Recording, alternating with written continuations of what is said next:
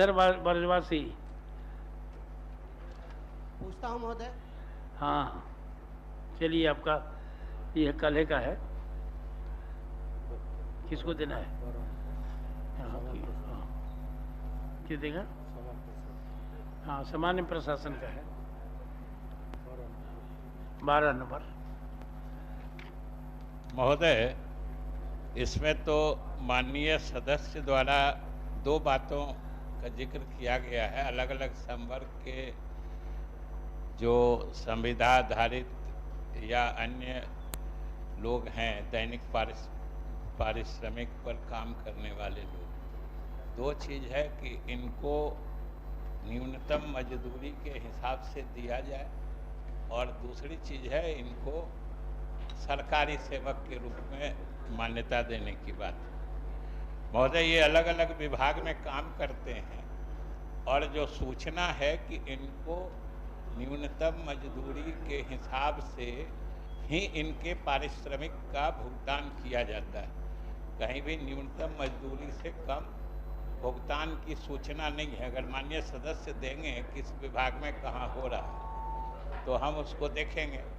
जहाँ तक इनको सरकारी सेवक बनाने की बात है, तो ये तो जिस विभाग में काम कर रहे हैं उस विभाग के रिक्तियों के बारे में जब संबंधित विभाग फैसला लेता है और उसकी रिक्तियां विज्ञापित होती हैं और उसके द्वारा कार्रवाई की जाती है, इन सभी विभागों में काम करने वाले लोगों का एक साथ सेवा का सरकारीकरण का ऐसा कोई प्रस्ताव न है विचार में, न होता है। ठीक। इसलिए हम माननीय सदस्य को कहेंगे कि अगर कोई न्यूनतम मजदूरी से कम किसी इस श्रेणी के काम करने वालों को भुगतान की सूचना है तो दें, अब दे देंगे सरकार। ठीक ठीक, हो गया। महोदय, मैं चाहता हूँ कि मुझे इस पर बोलने दिया जाए। हाँ, बोलिए बोलिए बोलिए बोलिए।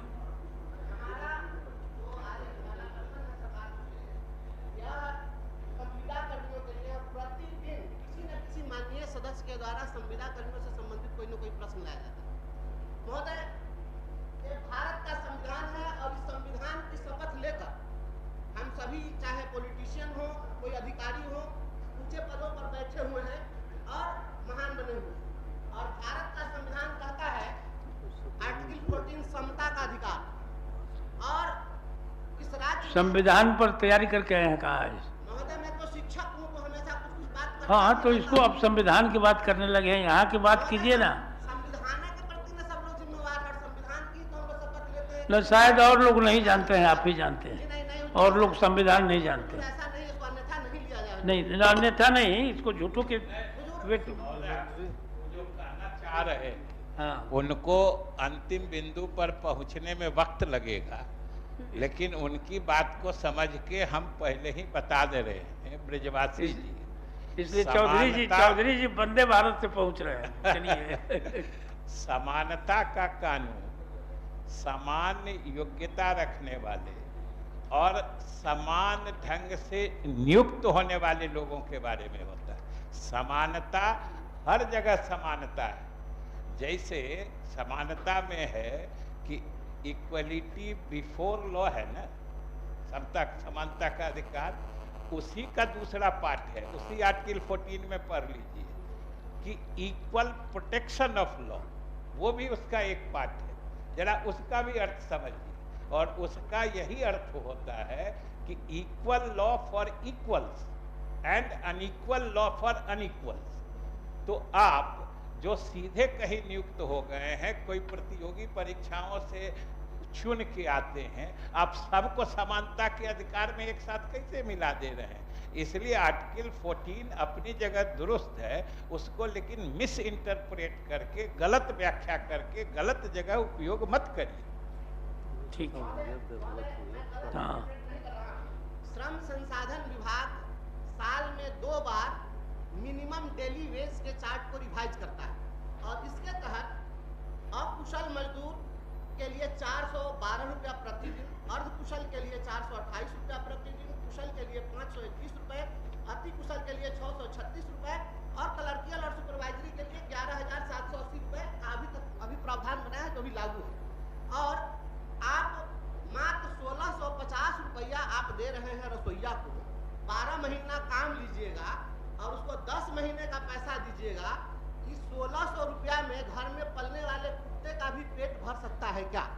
और राज्य के नीति निर्देशक तत्व के तहत यह अपेक्षा होती है सरकार से कि आप आर्थिक न्याय करेंगे, तो क्या यह आर्थिक न्याय है? आप रात्रि प्रहरी को 5000 रुपया देते हैं, पुलिस को पूरा स्केल देते हैं, तो आप पुलिस पर कर्मचारियों की तुलना कुत्ता से कर रहे हैं क्या? नहीं, कर्मचारी नहीं कर रहा महोदय, मैं हाँ? कह रहा हूं कि- ना इसको निकालिए। नहीं महोदय। जी, और रात्रि प्रहरी से आप 5000 रुपया देकर रात भर ड्यूटी लेते हैं और महोदय सदस्य विषयांतर हो रहे हैं। उनके ध्यानाकर्षण सूचना में है न्यूनतम मजदूरी कानून का जिक्र, और हमने स्पष्ट कहा है कि जहां कहीं माननीय सदस्य को न्यूनतम मजदूरी अधिनियम से निर्धारित जो पारिश्रमिक है उससे कम मिलने की सूचना है, आप लिखित सूचना दीजिए, तत्काल कार्रवाई की जाएगी। ठीक, हम मान्य